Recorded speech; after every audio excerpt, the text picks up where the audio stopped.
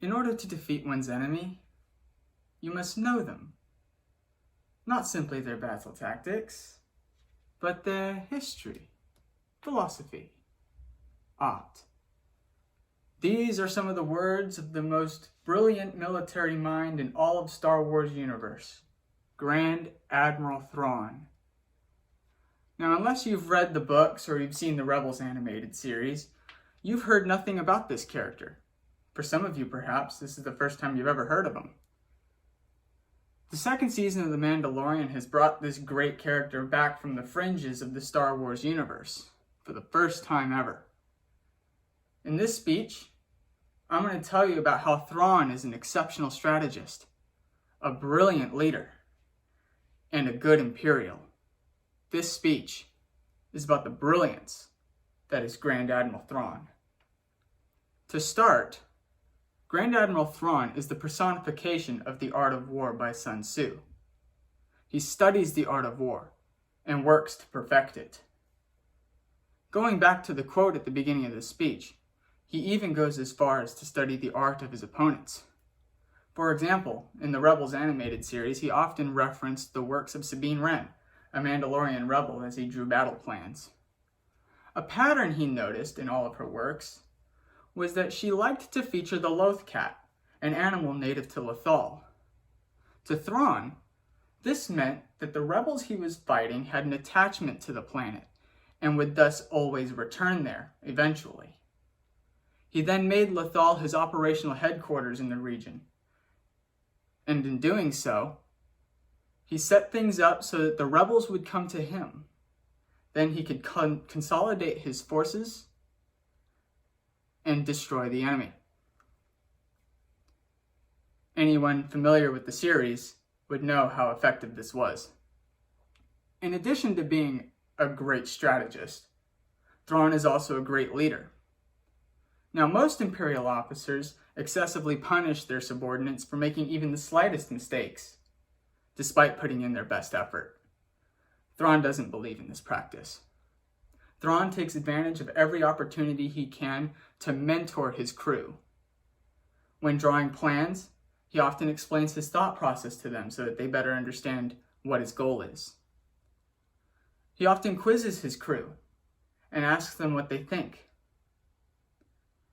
However, when disciplinary action is necessary, Thrawn seeks to carry it out in a way that improves the Imperial Navy. For example, during his time at the Imperial Academy on Coruscant, the Imperial capital, he and another student were both attacked by fellow Academy cadets. During the attack, one of these students in particular displayed the traits of a good fighter pilot. When time came for Thrawn to punish his attackers, he did not seek retribution.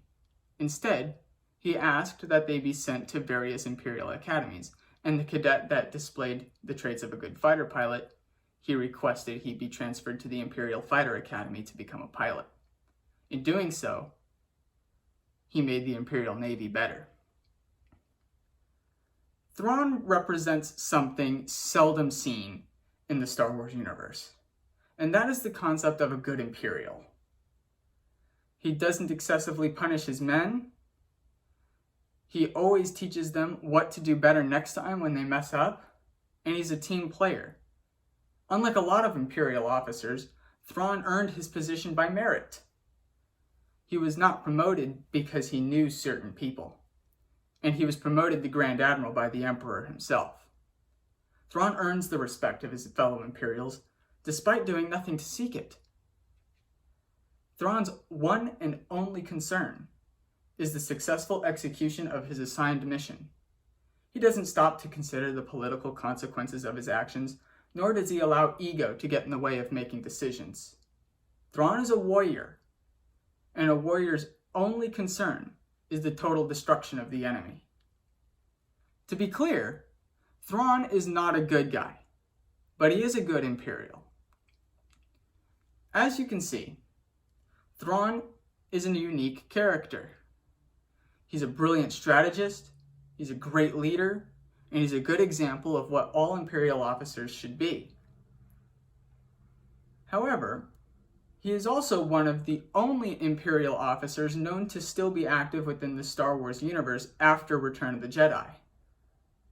Not much is known yet about where he is, what he's doing, or what his ultimate goal is, but one thing is clear. He is out there. And some have even speculated that he will become the so-called Thanos of the Star Wars universe after Return of the Jedi. I hope you enjoyed what it is I had to say, and remember, the Force will be with you, always.